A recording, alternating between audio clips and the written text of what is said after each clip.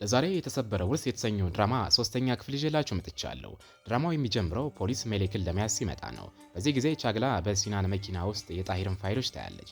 ወዲያውኑም ሮጣ ፋይሉን ትወስዳለች። ፋይሉን ስታነበውም ጣሂር ሀብቱን በሙሉ ለዶጋን ያወረሰበትን የኑዛዜ ደብዳቤ መሆኑን አውቃ ትገረማለች። ወዲያውኑ ፋይሉን ለፖሊስ ትሰጣለች። ሲናንም ኑዛዜውን ለመስረቅ ሲል ጣሂርን ለመግደል ሞክሯል ስትል ትከሷለች። ፖሊስም ሁሉንም በቁጥጥር ስር እንዲውሉ ያዛቸዋል። ቻግላ ከዶጋን ጋር በፖሊስ መኪና ውስጥ ስትሄድ ሲናን ላይ ክስ በመመስረቷ ዶጋን ይወቅሳታል። እናም ሲናን ጣሂርን ለመግደል ከሞከረ በኋላ ኑዛዜውን እንደሰረቀ እርግጠኛ መሆኑን ይነግራታል። ይህን ያለበት ምክንያት ወንድሙ ዶሮ እንኳን ለማረድ የሚፈራ ፈሪ በመሆኑ ነው። ቻግላ ግን ለዓመታት ካላየው ሊለወጥ እንደሚችል ትነግረዋለች። ዶጋንም ኑዛዜውን ያየችው ከድርጊቱ በኋላ መሆኑን ያስታውሳታል። ሲናን ቢሆን ኖሮ አባቱን ለመግደል በሞከረበት ወቅት ነበር የሚሰርቀው ይላታል። በማግስቱ ሜሌክ በሂራምና ሲናን በቁጥጥር ስር እንደዋሉ እናያለን። ይልማዝ ለወይዘሮ ላሚያ ይነግራቸዋል። ላሚያ በጣም አዝና ወደ ሳሎን ትወርዳለች። ነገር ግን ሴፋምና እህቱ በሆነው ነገር ላይ ሲሳለቁና ሜሌክ አባቷን ለመግደል በመሞከሯ የተገረሙ በመምሰል ሲያላግጡ ታገኛቸዋለች። በዚህ ጊዜ ላሚያ ተቆጥታም የሴፋምን ታብሌት ትሰብራለች። ስርዓት እንዲይዙም ትዕዛዝ ትሰጣለች። ወደ ቻግላ ስንመለስ ለመጀመሪያ ጊዜ ማሂን ቤት ውስጥ ብቻዋን ትታ ስለሄደች ልታረጋጋት ስልክ ትደውላለች። በዚህ ጊዜ ይልማዝና ሲናን ከአቃቤ ሕጉ ቢሮ ውስጥ ናቸው። ይልማዝ ስለ ኑዛዜው ደብዳቤ እስከዛሬ ስላልነገረው ከሲናን ጋር ይጣላል። ሲናን ግን አሁን ጊዜው አይደለም ቢልም ይልማዝ ግን የሚከላከለው ስለ ቤተሰቡ ክብር እንጂ ስለ እሱ እንዳልሆነ ይነግረዋል። ወደ ሜሌክ ስንመለስ አቃቤ ሕጉ ለቻግላ እንደገባላት ቃል ሜሌክን እንደማይፈታት ይነግራታል። ምክንያቱም ራሷን አሳልፋ አልሰጠችም። ይልቁንም በፖሊስ ነው የተያዘችው። ሜሌክ ግን አልጠፋውም ታፍኜ ነበር ስትል ትከራከራለች። በዚህ ጊዜ ሲናን ለአቃቤ ሕጉ ሜሌክን በብሔራም እርዳታ ያገኛት እሱ መሆኑን ይናገራል። ብሔራም ግን ይህን ይክዳል። በሐሰት እየከሰሱኝ ነው ይላል። ሜሌክን ያገታት ወንድሟ መሆኑን እንዳመነና እነሱን ኩባንያ መጋዘን ውስጥ እንዳገኛት እሱ ግን ምንም ግንኙነት እንደሌለው ይናገራል። አቃቤ ሕጉ ሜሌክን ታፍነሽ ከነበረ እንዴት በሲናን መኪና ውስጥ ያንቺ የሆነ የሐሰተኛ ፓስፖርት ተገኘ ብሎ ይጠይቃታል። በዚህ ጊዜ ቻግላ ትደነግጣለች። ከጥቂት ቆይታ በኋላ ቻግላ ወደ ዶጋን ወጥታ ሜሌክን ማስፈታት እንዳልቻለች ትነግረዋለች። ምክንያቱን ሲጠይቃት በሲናን መኪና ውስጥ የሜሌክ የሐሰተኛ ፓስፖርት መገኘቱን ትነግረዋለች። ዶጋንም በዚህ ይደነግጣል። ሲናንም በሰነድ ማጭበርበር ወንጀል ይታሰራል። የሜሌክ የፍርድ ቤት ቀጠሮ ይደርሳል። ቻግላ በፍርድ ቤት ትከላከልላታለች። ዳኛው ግን እንድትታሰር ይወስናል። እዚህ ቅጽበት ዶጋን ይገባል። የመንግስት ሰራተኛ መሆኑን ገልጾ ዶጋን ለዳኛው የሺዎችን ሕይወት ማዳኑን ገልጾ ይህም ለሀገሪቱ ዋጋ ካለው እህቱ በነፃ ሆና እንድትፈረድ ይጠይቃል። ዳኛው ግን እኛ እዚህ የምንፈርደው በሰነድ እንጂ በስሜት አይደለም ይለዋል። ሁሉም ከቤት ይወጣል። ዶጋን ሜሌክን አቅፎ ጠንካራ እንድትሆንና እንደሚያድናት ይነግራታል። ብሔራም ሲወጣ ዶጋን ያጠቀዋል። ምክንያቱም ለዚህ ሁሉ ተጠያቂው እሱ ሆኖ እያለም እሱ በነፃ ወጥቶ እህቱ ብቻዋን ዋጋ ልትከፍል በመሆኑ ነው። የጥበቃ ሰራተኞች በጭንቀት ይገላግሏቸዋል። ዶጋንም ሜሌክን ተከትሎ ይሄዳል። ወደ ትልቁ ቤት ስንመለስ ይልማዝ ስለሆነው ነገር ለቤተሰቡ ያወራል። ላሚያ በሜሌክና በሲናን በደረሰው ነገር በጣም ታዝናለች። የሲናን ሚስት ሲናን የቤተሰቡ መሪ ነው፣ አሁን ግን እስር ቤት ነው ትላለች። ይልማዝም ጣሂር ሀብቱን በሙሉ ለዶጋን አውርሶ ኑዛዜ መጻፉን ይነግራቸዋል። በዚህ ጊዜ ሁሉም ይደነግጣሉ። በተለይም የሲናን ሚስት ዶጋን ስለ ስራቸው ምንም እንደማያውቅ ትናገራለች። ላሚያ ግን ጣልቃ እንዳትገባ ትነግራታለች። ዶጋን ሰዎችን እንደሚፈውስ ሁሉ ለዚህ ቤትም ፈውስ እንደሚሆን ትነግራታለች። ወደ ሜሌክ ስንመለስ በወንጀለኞች መጓጓዣ መኪና ውስጥ ሆና በጣም ፈርታለች። በተንፈስም አቅቷታል። እናም እስር ቤት ስትደርስ ገና ወደ እስረኞች ክፍል ስትገባ በእስረኞቹ ገጽታ በጣም ደንግጣለች። የቻግላን ምክርም ታስታውሳለች። ቻግላ ከእነሱ እንድትርቅ ገላዋን ስትታጠብ በሩን በቁልፍ መቆለፏን እንድታረጋግጥና ጥርሳቸው ንጹህ ያልሆኑ እስረኞችን እንድትርቅ አስጠንቅቃት ነበረ። ምክንያቱም ጥርሳቸውን እንደ መሳሪያ ሊጠቀሙበት ይችላሉ። ከጥቂት ቆይታ በኋላ ዜና ተሰራጨና ሜሌክ እዚህ የመጣችው አባቷን ለመግደል በመሞከሯ መሆኑን እስረኞቹ አወቁ። ቢያንስ 15 ዓመት እዚህ እንደምትቆይ ነግረዋል። በዚህ ጊዜ ራሷን ስታ መሬት ላይ ወደቀች። ወደ ዶጋን ስንመለስ ከእስር ቤቱ ደጃፍ ላይ ቆሞ ስለ ሜሌክ በጣም ተጨንቋል። ቻግላ ወጥታ እንዲረጋጋ ትነግረዋለች። ዶጋን ግን ሜሌክ ሰምታ እንድትረጋጋ በሚል ድምፁን ከፍ አድርገው ይጨዋል። በዚህ ምክንያት ሊታሰር ሲል ቻግላ ነገሩን አደባብሳ ጨረሰችውና ሄደ። ዶጋን ለይልማዝ ደውሎም ከዚህ በኋላ ከብሔራም ጋር በሕግ እንደማይነጋገር ነገረው። ስለ ብሔራም ሁሉንም ነገር እንዲያውቅና ደካማ ጎኑን እንዲያገኝለትም ጠየቀው። ቻግላ በዚህ በጣም ተበሳጨች። ዶጋን ይህን እንዳያደርግ ለማሳመን ብትሞክርም እሱ ግን ችላ ብሏት ትቷት ሄደ። ብሔራም ስለ ሜሌክ በመጨነቁ ከጆካን ጋር ሲጣላ እናያለን። ብሔራም ይህ የሴቶች ጊዜ አይደለም፣ በሃንጆ ጉሎ ቤተሰብ ላይ በከፈትነው ጦርነት ላይ ማተኮር አለብን አለው። በዚህ መሃል ቻግላ ደውላ በምትልክለት አድራሻ በአስቸኳይ እንዲገናኙ ጠየቀችው።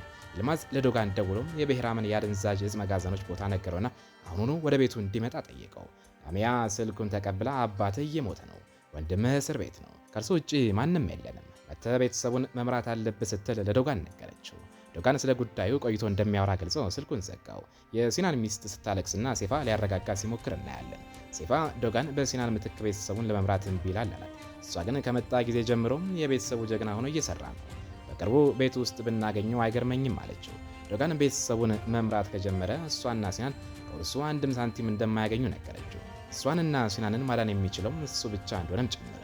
ሴፋ እንዴት ብሎ ሲጠይቃት ከጁልሻ ጋር እንዲቀራረብና በአስቸኳይ ልጅ እንዲወልዱ በዚህም በቤተሰብ ውስጥ ጠንካራ ስር እንዲኖራቸውና ማንም ሊያርቃቸው እንዳይችል ነገረችው። ብሔራም ቻግላ ጋር ደረሰ። እሷም ስላታለላት ተጣላቸው። የመሌክን ቦታ ለዶጋን እንዳሳውቅ አደረገኝ። ስንሄድ ግን ልትሞት ደርሳ አገኘናት። እዚያ ላይ ለፖሊስ ጠቁመህብኛል፣ ሊዳ ምንም እንድትከዳኝ አደረግካለችው። ሌላ ምን ደብቀኛል ብላም ጠይቀችው። ብሔራም ዋናው ዓላማው እሷን መጠበቅ እንደሆነ ነገራት። ቻግላ ግን ይህ አሁን ጊዜው ያለፈበት ንግግር ነው አለችው። ዶጋን እየፈለገው እንደሆነና ወደ ቤተሰቡ ለመድረስ እየሞከረ መሆኑን ነገረችው። ብሔራም ደነገጠ። ቻግላም ይህ የምታደርግለት የመጨረሻ ውለታ እንደሆነ ነገረችው። ብሔራም ከእርሷ ውጪ ስለማያምን ከጎኑ እንድትሆን ለመናት። ቻግላ ግን መሰረቱ እንደማታምነው ነገረችው። ብሔራም ብታምኝም ባታምኝም እኔ ታላቅ ወንድምሽ ሆኜ እቀጥላለሁ አላት። እሷም ዛሬ ሁለት ወንድማማቾችን ሕይወት አጥፍታን እህቱ በመታሰሯ ዶጋን ተሰብሯል አለችው። ብሔራም ተገርሞ ዶጋንን ወደድሽው ብሎ ጠየቃት። ቻግላ ተቆጥታ አይደለም፣ ነገር ግን እየሆነ ያለው ነገር ደስ አይለኝም አለችው። ብሔራም ግን የማንም እህት ግድ እንደማይሰጠውና ስለ እህቱ ጥቅም ብቻ እንደሚያስብ ነገራት። እህቱ አደጋ ላይ ባይሆን ኖሮ እርዳታዋን እንደማይጠይቅ፣ አሁን ትታው ከሄደች ግን በሃንጆግሎ ቤተሰብ እንደሚገደል ነገራት። እያወሩ ሳለም ጥይት ተተኮሰባቸው። ቻግላ አደነገጠች። ብሔራም ግን ከለላ ሆኖ ጠበቃት። ወደ ሲናን ስንመለስ እስር ቤት ውስጥ ሆኖ ዶጋን ሊጠይቀው መጣ። ሲናን ስለ ሜሌክ ጠይቀው፣ ዶጋን ግን አልመለሰለትም። በዚህ ጊዜ ሲናን እያለቀሰ መሬት ላይ ይቀመጣል። ላደረገው ነገርና ለደረሰባቸው መከራ ሁሉ ራሱንም ይወቅሳል። ዶጋንም ይህን ሁሉ እንደሚፈታ ነግሮት ያረጋጋዋል። ነገር ግን የቤተሰባቸውንና የብሔራምን ግንኙነት ምን እንደሆነ እንዲነግረው ይጠይቀዋል። ሲናን ግን ይህን ለሕይወቱ አደጋ እንደሚያመጣ በመግለጽ እምቢ ይላል። ዶጋን ግን ዶክተር ስለሆነ ከዚህ ቢርቅ እንደሚሻልና እሱ ራሱ ሁሉንም ነገር እንደሚፈታው ይነግረዋል። ዶጋን ግን ሜሌክንና ቤተሰባችንን መጠበቅ ከፈለግ የብሔራም ዕቃዎች የት እንዳሉ ንገረኝ ይለዋል። በዚህ ጊዜ ሲናን ይደነግጣል። ወደ ብሔራም ስንመለስ ቻግላን ለመከላከል ሲሞክር ቆስሏል። ቻግላ እነዚህ እነማን ናቸው ብላ ትጠይቀዋለች። ብሔራም የሃንጆግሎ ቤተሰቦች ዕቃዎቼን ካልመለሱልኝ ሊገሉኝ የመጡ ናቸው ይላታል። ዶጋን የቤተሰቡ ወደብ ጋር ይደርሳል። የብሔራም ዕቃዎች እዚያ መሆናቸውን አውቋል። ሰዎቹ እዚህ በጣም ይበርዳል፣ ወደቡ ሙቀት ያስፈልገዋል ይላቸዋል። ወደ ብሔራም ስንሄድ ዶክተሩ ቁስሉን እየሰፋለት ነው። ሄሮው መጥቶ ይህን ስላደረገበት ይቅርታ ይጠይቀዋል። ይህ ሁሉ በቻግላ ላይ ጫና ለመፍጠር ብሔራም የሰራው ተንኮል መሆኑን እንረዳለን። ብሔራም ይህ ቻግላን ለተወሰነ ጊዜ ዝም ያሰኛታል ይላቸዋል። በዚህ መሃል ቻግላ ገብታም ስለ ብሔራም በጣም ተጨንቃ ታገኘዋለች። እሱ ግን አሁን ደህና መሆኑን ይነግራታል። በዚህ ጊዜ ዶጋን በቪዲዮ ደውሎም ዕቃዎቹን ያሳየዋል። ብሔራም ሲናን ሁሉንም ነገር እንደነገረው ይረዳል።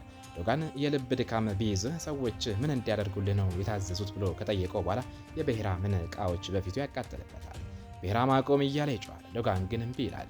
ይህ ከዕቃዎችህ ጥቂቱ ነው። ሄደህ ጣሂርን ለመግደል የሞከርከው አንተ መሆንን ካላመንክና ሜሌክን ከስር ካላስወጣህ ነገ የቀሩትን ዕቃዎችን በሙሉ አቃጥላለሁ ብሎ ስልኩን ይዘጋዋል።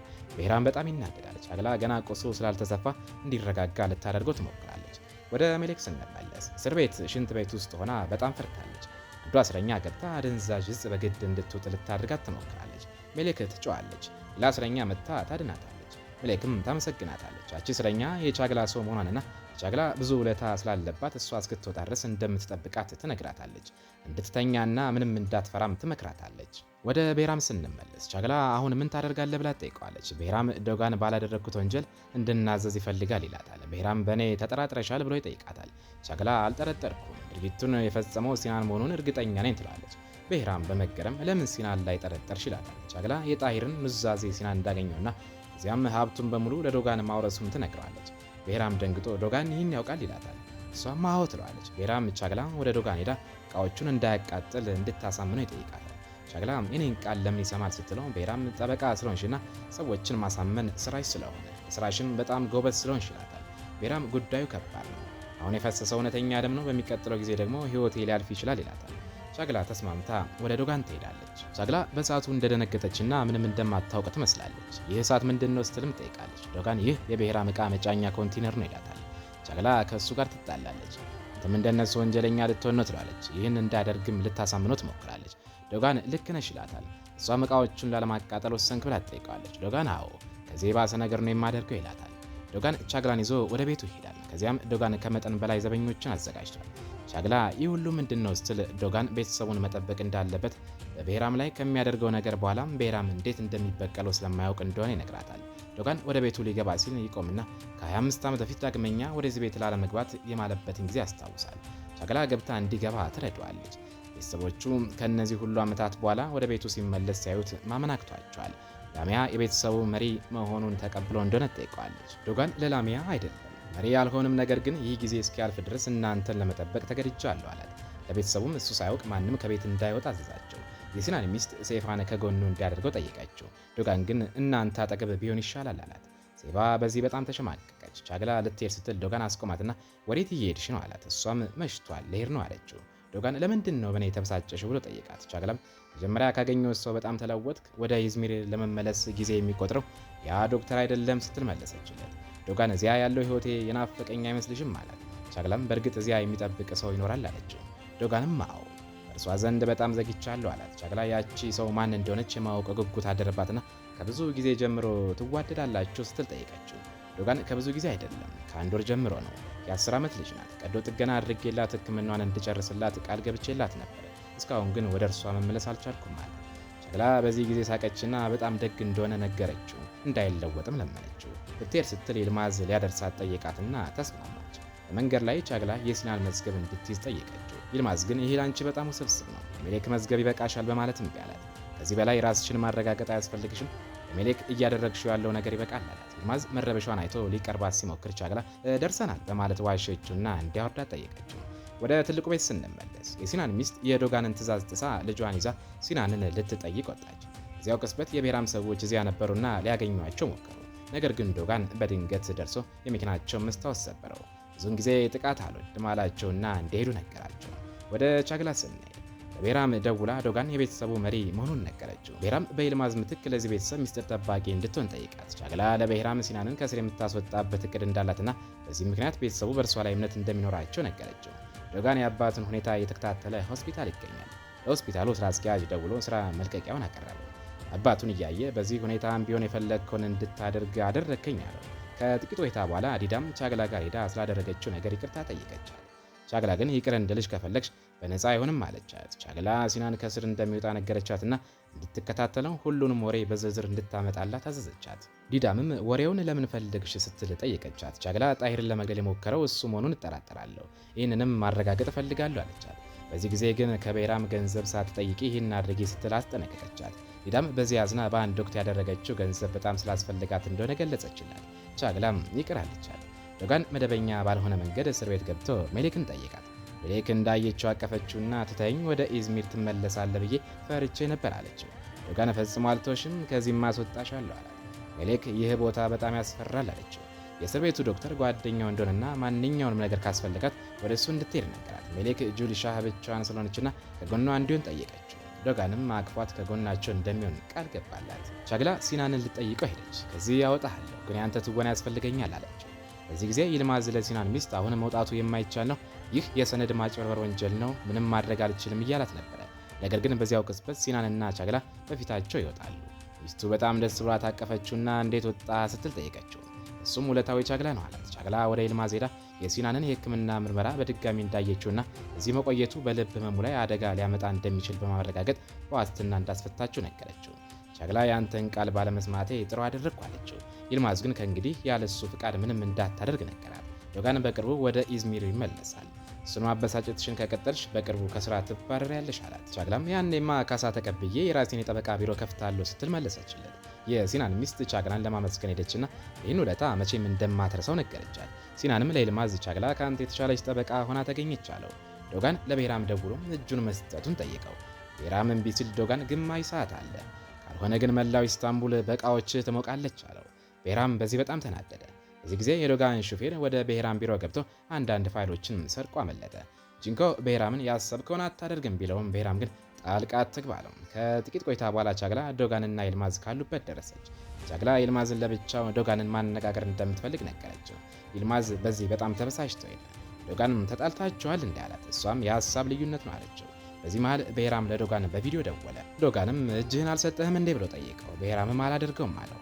ብሔራም ቻግላ አጠገብህ ነች ብሎም ጠየቀው። በዚያው ቅጽበት ለቻግላ የቪዲዮ ጥሪ መጣ። አንዱ እስረኛ ሜሌክ ግሮሮ ላይ ቢላዋ ይዛለች። ዶጋን በጣም ተቆጥቶ እህቴን አሁኑኑ ልቀቃት አለው። ብሔራም እቃዎችን ስጠኝና እህትን እለቅልሃለሁ፣ ካልሆነ ግን እገላታለሁ በማለት አስፈራራው። ዶጋንም ለመስማማት ተገደደ።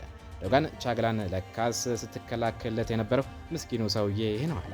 በዚህ መሃል የዶጋን ሰዎች ዶጋን ባዘዛቸው መሰረት ስለ ቻግላ መረጃ ሲሰበስቡ ነበረ። ነገር ግን ስለ እሷም ከመልካም ነገር ውጭ ሌላ ምንም አልሰሙም። ቤራም በሜሌክ ላይ ባደረገው ነገር ጂንኮ ተጣላ። ጂንኮ ሽጉጥን አውጥቶ ለቤራም ሰጠውና ይህን ዳግመኛ እንድታደርግ አልፈቅድልህም፣ ግደለኝ አለው። ቤራም ወደድካት እንዴ ሲለው ጂንኮ አዎ አለው። ቤራም አንድ ጊዜ ላያት ሴት ወንድምን ትጣላለህ አለው። ጂንኮ ከዓመታት በኋላ ልቤ ሲመታ የመጀመሪያው ነው፣ ይህን ስሜት ማጣት አልፈልግም አለው። ቤራም መሳሪያውን ሰጥቶት ሄደ። ዶጋንና ቻግላ ወደቡ ላይ እያሉ ፖሊስ ደረሰ። ቻግላ ደነገጠች። ዶጋን ግን በጣም ረጋ ያለ ነበረ። ቤራም ዶጋን በአደንዛዥ ዕፅ ተይዞ ሊታሰርና የቀረውን ዕቃ እሱ እንዲወስድ ለፖሊስ እንደጠቆመ እንረዳለን። ነገር ግን ፖሊሶች ኮንቲነሩን ሲከፍቱት ያገኙት የልጆች መጫወቻ ነበረ። ቻግላ እፎ ያለች። ቤራም ይህን ሲሰማ በጣም ተናደደ። በዚህ መሃል ይልማዝ እስር ቤት በመሄድ ሜሌክን ለመግደል የሞከረችውን እስረኛ በምግብና በጣፋጭ ጉቦ ሰጣት። ከዛሬ ጀምሮ ሜሌክ እህትሽ ነች፣ ትጠብቂያታለሽም አላት። ቤራም ይህን እንደማያውቅና የአንጆግሎ ቤተሰብ ይህን ካደረገች የቤተሰቧን የወደፊት ሕይወት እንደምታረጋግጥም ነገራት። እሷም ወዲያውኑ ተስማማች። ቻግላ ለዶጋን ከኔ ይልቅ ይልማዝን የምታምነው ይመስላል አለች። ዶጋን አይደለም፣ ነገር ግን ቤትሽን ለሜሌክ ከፍተሻል። በዚህም ምክንያት ሁልጊዜ ከምጠብቃቸው ሰዎች መካከል አንዷ ነሽ አላት። ሲናንና ሚስቱ በፓርቲው ቀን መብራት ያጠፉት እነሱ መሆናቸውን ለማደብዘዝ ጀነሬተሩ ላይ ያሉትን የጣት አሻራዎች ሲያጠፉ እናያለን። ዲዳም ግን እየተከታተለቻቸው ፎቶ አነሳቻቸው። ዶጋንና ቻግላ እያወሩ ቻግላ የብሔራም ዕቃዎች የት እንዳሉ ጠየቀችው። ዶጋን ግን ሊነግራት እንደማይችልና ከብሔራም ጋር ያለው ጠብ ከጠበቀችው በላይ ትልቅ እንደሆነ ነገራት። ቻግላ እንዴት ስትል ዶጋን የብሔራም ዓላማ ዕቃው ሳይሆን እኔን ማሳሰር ነበረ። ሲናንንና ሜሌክን ያሳሰረውም በጣሂር ላይ የደረሰው ጭምር የቆየ ጥል ውጤት ነው አላት። ቻግላ ዶጋን ልክ መሆኑን ተረዳች። በዚህ ጊዜ የዶጋን ሹፌር መጥቶ ከብሔራም ቢሮ የሰረቃቸውን ፋይሎች ሰጠው። ቻግላ የራሷን ፎቶዎች በፋይሉ ውስጥ መኖራቸውን አወቀች። ዶጋን ፋይሉን ሲይዝ ቻግላ በጣም ደነገጠች። ዶጋን አንድ ፎቶ አውጥቶ ቻግላን አየ። በዚህ ጊዜ የታጠቁ ሰዎች ተኩስ ከፈቱባቸው። ሁለቱም ሲያመልጡ ዶጋን ተኳሾቹን ሊከታተል ሞከረ። ቻግላ ግን ፎቶዋ መሬት ላይ ወድቆ አየችና ልትወስደው ስትል ተመታ። ከፎቶ አጠገብ ራሷን ስታ ወደቀች። የዛሬው ክፍል ይመስላል። በቀጣይስ ምን ይፈጠር ይሆን?